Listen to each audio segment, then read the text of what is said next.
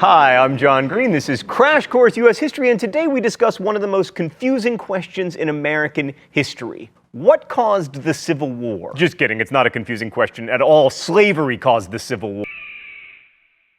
The road to the Civil War leads to discussions of states' rights, to slavery, and differing economic systems, specifically whether those economic systems should involve slavery, and the election of Abraham Lincoln, specifically how his election impacted slavery, but none of those things would have been issues without slavery. So let's pick up with the most controversial section of the Compromise of 1850, the Fugitive Slave Law. Now, longtime Crash Course viewers will remember that there was already a fugitive slave law written into the United States Constitution. So what made this one so controversial? Under this new law, any citizen was required to turn in anyone he or she knew to be a slave to authorities, and that made like every person in New England into a sheriff, and it also required them to enforce a law they found abhorrent. So they had to be sheriffs, and they didn't even get little gold badges. Thought people can I have a gold badge? Oh, awesome, thank you. This law was also terrifying to people of color in the North because even if you'd, say, been born free in Massachusetts, the courts could send you into slavery if even one person swore before a judge that you were a specific slave. And many people of color responded to the Fugitive Slave Law by moving to Canada. The Kansas-Nebraska Act formalized the idea of popular sovereignty, which basically meant that white residents of states could decide for themselves whether the state should allow slavery. Douglas felt this was a nice way of avoiding saying whether he favored slavery. Instead, he could just be in favor of letting other people be in favor of it.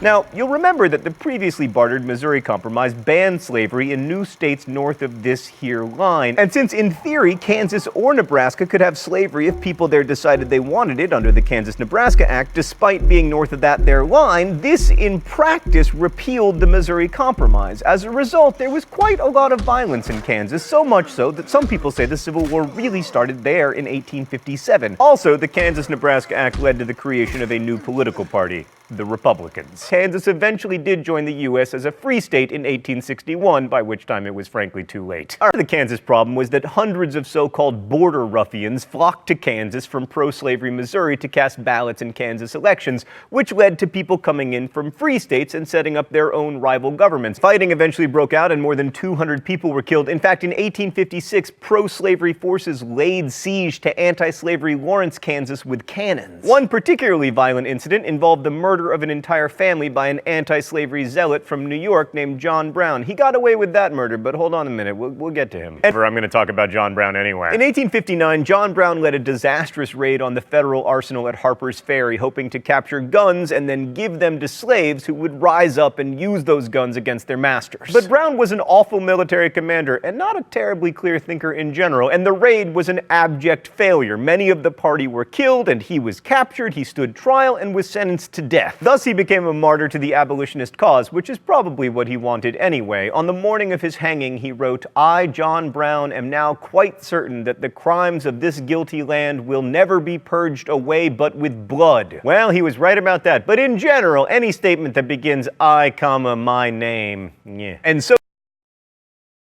Alright, so while all this craziness was going on in Kansas and Congress, the Supreme Court was busy rendering the worst decision in its history. Oh, hi there, Dred Scott. Dred Scott had been a slave whose master had taken him to live in Illinois and Wisconsin, both of which barred slavery, so Scott sued, arguing that if slavery was illegal in Illinois, then living in Illinois made him definitionally not a slave. The case took years to find its way to the Supreme Court, and eventually in 1857, Chief Justice Roger B. Taney from Maryland handed down his decision. The court held that Scott was still a slave, but it went even further, attempting to settle the slavery issue once and for all.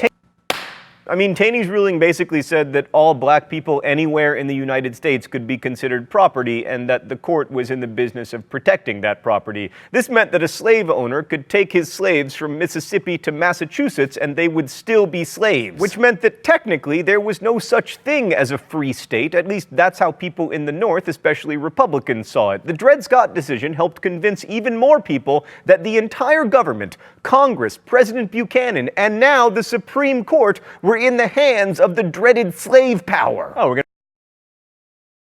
The stage was set for one of the most important presidential elections in American history. Dun, dun, dun, dun, dun. In 18, Abraham Lincoln received 0 votes in 9 American states, but he won 40% of the overall popular vote, including majorities in many of the most populous states, thereby winning the Electoral College. So anytime a guy becomes president who literally did not appear on your ballot, there is likely to be a problem. And indeed, Lincoln's election led to a number of southern states seceding from the Union. Lincoln himself hated slavery, but he repeatedly said that he would leave it alone in the states where it existed. But the demographics of Lincoln's election showed Southerners and Northerners alike that slave power, to whatever extent it had existed, was over. By the time he took office on March 1st, 1861, 7 states had seceded and formed the Confederate States of America, and the stage was set for the fighting to begin, which it did when Southern troops fired upon the Union garrison at Fort Sumter in Charleston Harbor on April 12, 1861. So that's when the Civil War started, but it became inevitable earlier.